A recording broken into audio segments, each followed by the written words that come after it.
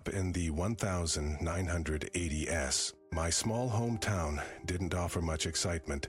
A group of us teenagers, all around 15 years old, would create our own adventures every weekend. One afternoon, we met up at a nature trail just to hang out and joke around. As we walked, someone mentioned an abandoned honor farm nearby, a former prison facility where inmates once lived and worked and then made spiteful movies. And as we walked, someone mentioned an abandoned honor farm nearby, a former prison facility where inmates once lived and worked. Intrigued by the local legends surrounding the place, we decided to check it out. After a mile-long walk, we reached the crumbling structure. Stories of eerie happenings there had built up its reputation, making it both thrilling and terrifying.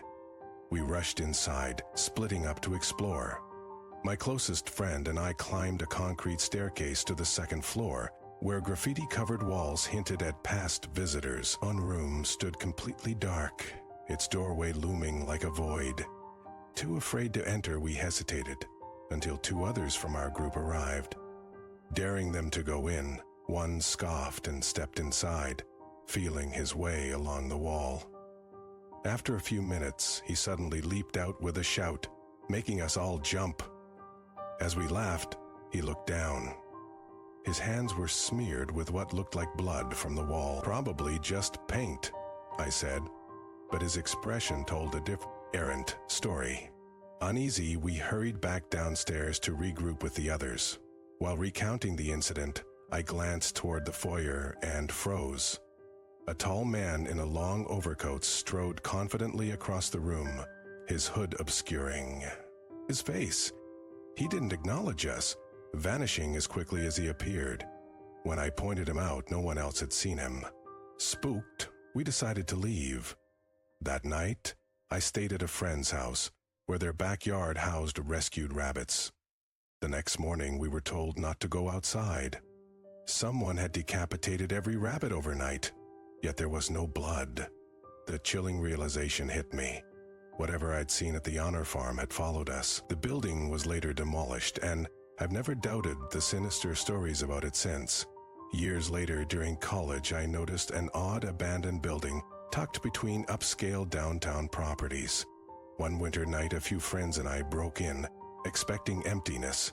Instead, we found a wheelchair in a small, eerie room.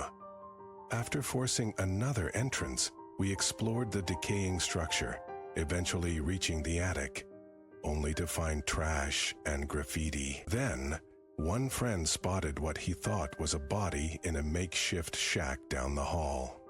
Panicked, we debated calling the police, until a shadowy figure charged at us, shouting angrily.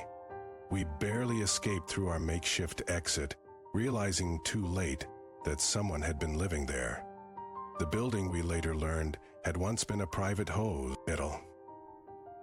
Another time, while biking through an unfamiliar park, I stumbled upon a wall hiding a derelict mansion. Overgrown gardens and broken statues surrounded it, its windows shattered or boarded, except one with curtains. Excited, I gathered friends to explore. That night we scaled the wall, entering through an unlocked door.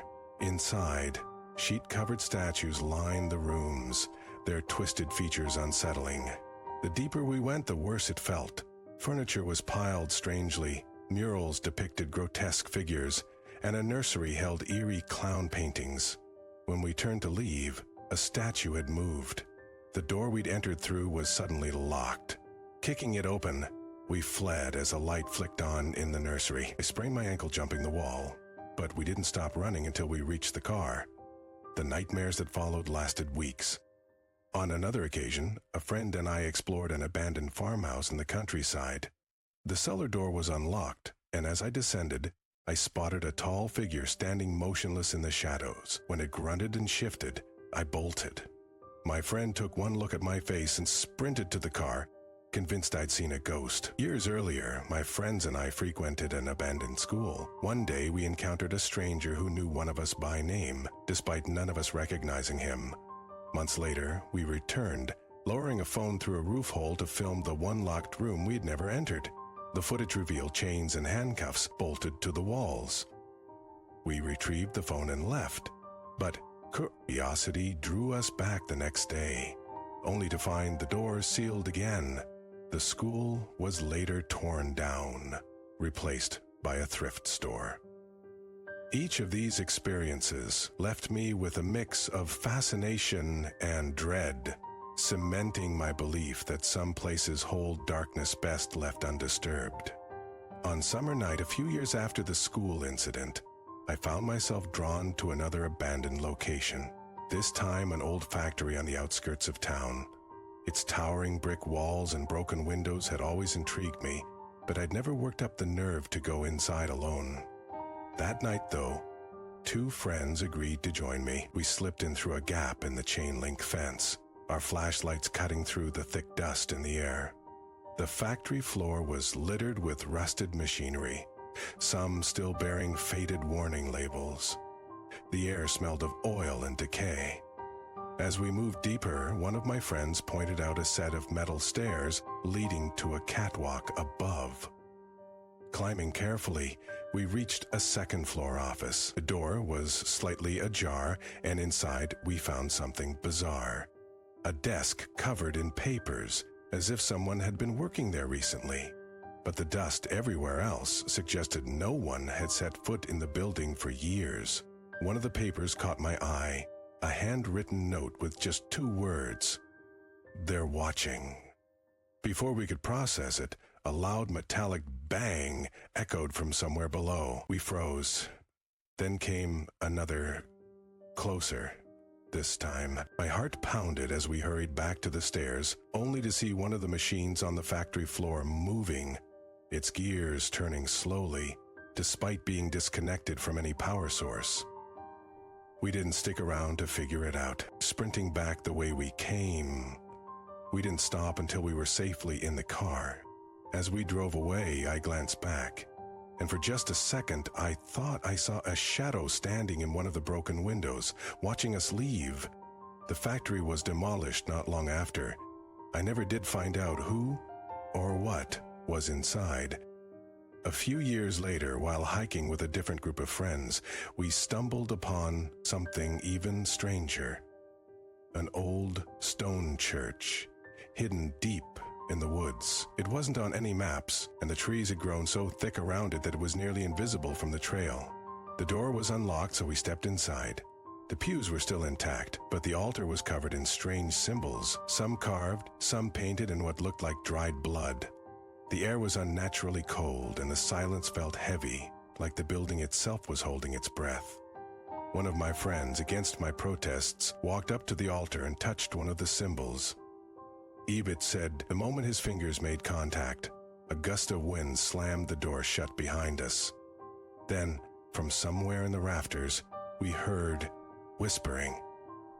Too low to make out words, but unmistakably human. We bolted. The door wouldn't budge at first, but after a few desperate tugs, it finally gave way. We didn't look back as we ran through the woods, not stopping until we reached the trailhead. Later, I tried to find the church again, just to prove to myself it was real. But no matter how many times I retraced our steps, I never saw it. It was as if the forest had swallowed it whole. The last exploration. After that, I swore off urban exploration for good. Too many close calls. Too many things I couldn't explain. But one last experience stayed with me. A house at the end of a dead-end street. Its windows boarded. Its yard overgrown. I went alone, telling myself it would just be a quick look. The front door was locked, but the back porch had collapsed, creating an easy entry point. Inside, the house was frozen in time, furniture still in place, dishes in the sink, even a newspaper on the table, dated 1992. Then I heard it. Footsteps upstairs. Slow, deliberate. I told myself it was the wind, the old house settling, but then came a voice.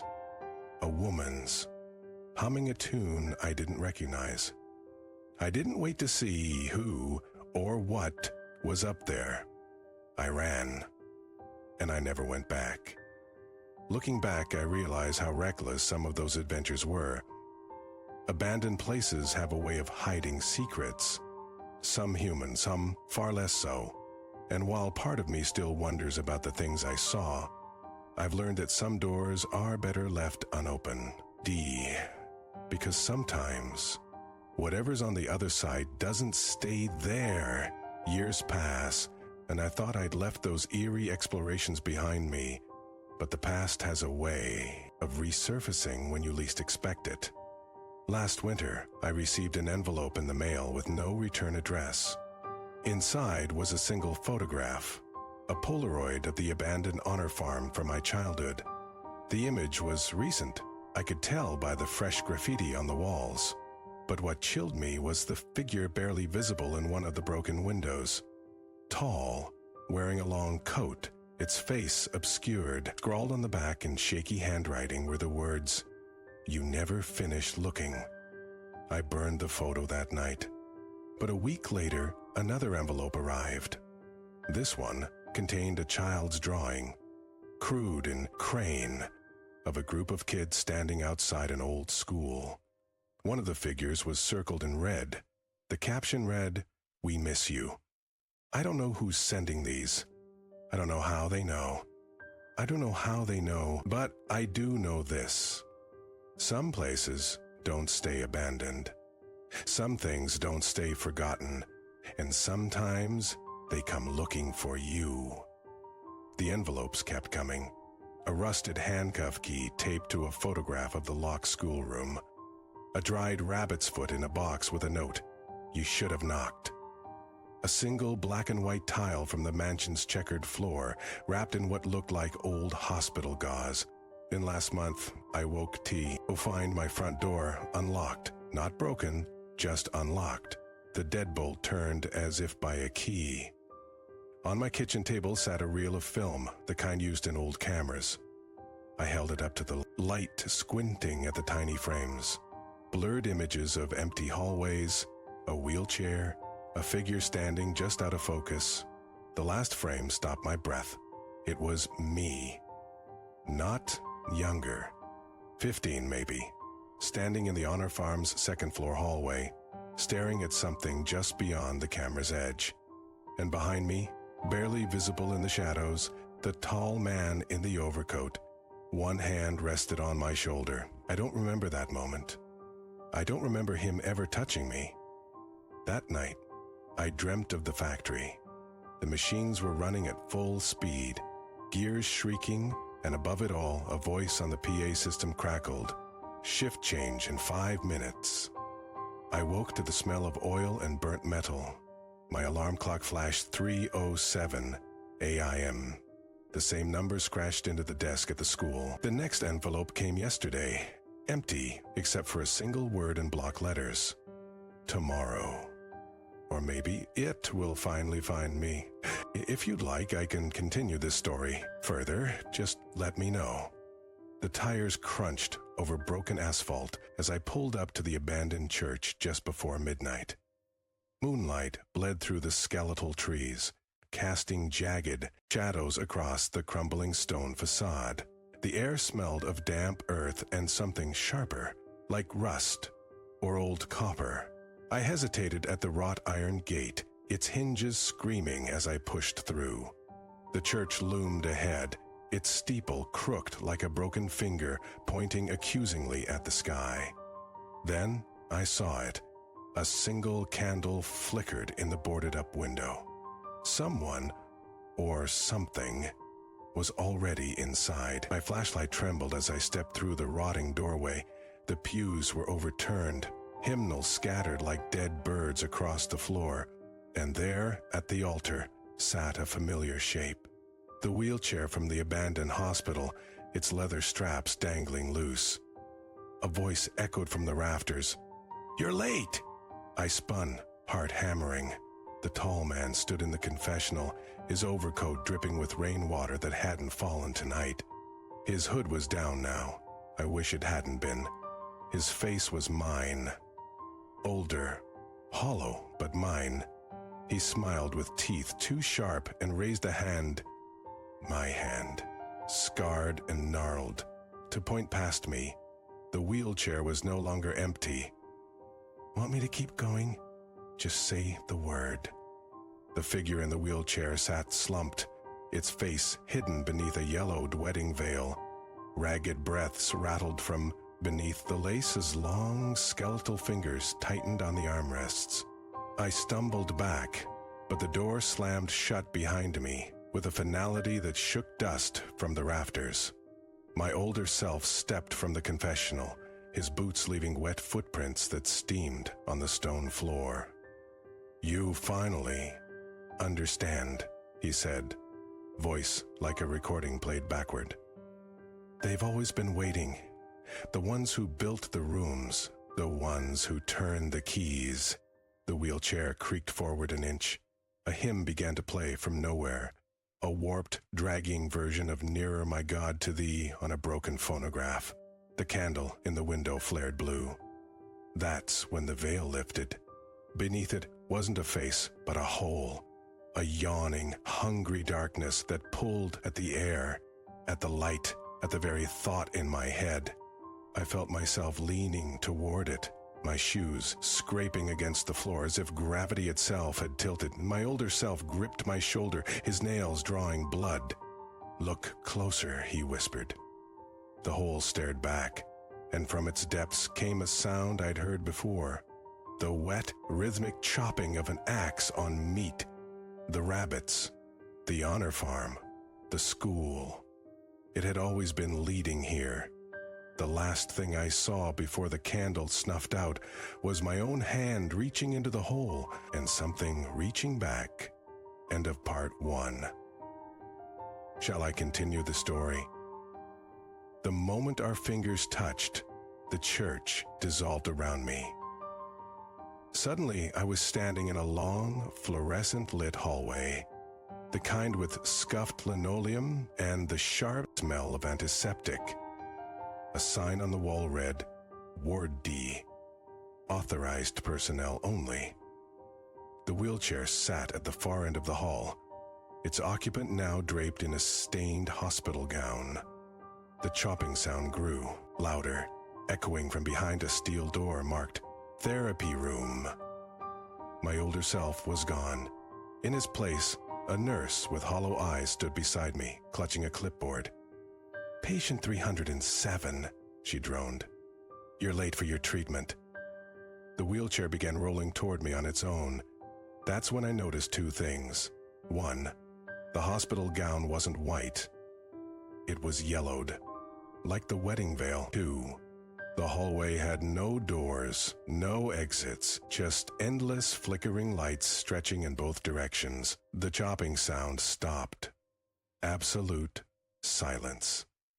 Then from behind the steel door came a wet, gurgling laugh, and I recognized it. It was mine. This is getting darker. Want me to dial it back or keep going? The laughter dissolved into a wet cough, then silence again. The wheelchair stopped, inches from me. Its wheels creaking, the nurse's hollow eyes stared straight through me as she mechanically extended a hand, not toward me, but toward the occupant of the chair. That's when the hospital gown moved, not from any body beneath it, but as if filled by some invisible current. The fabric rippled upward, the collar stretching toward the nurse's outstretched hand like fabric drawn to a magnet.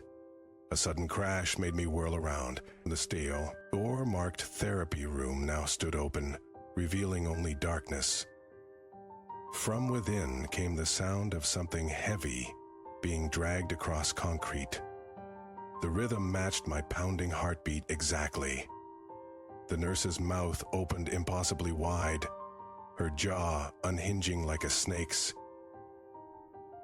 You're already inside, she whispered in a voice that wasn't human. You've always been inside. That's when I realized. The dragging sound wasn't coming from the room, it was coming from the wheelchair. The hospital gown collapsed as whatever had been inside it flowed into the nurse's gaping mouth. Her skin stretched taut, her uniform straining at the seams as her body inflated grotesquely. The wheelchair began rolling backward toward the dark doorway, its wheels leaving wet tracks that smelled of copper.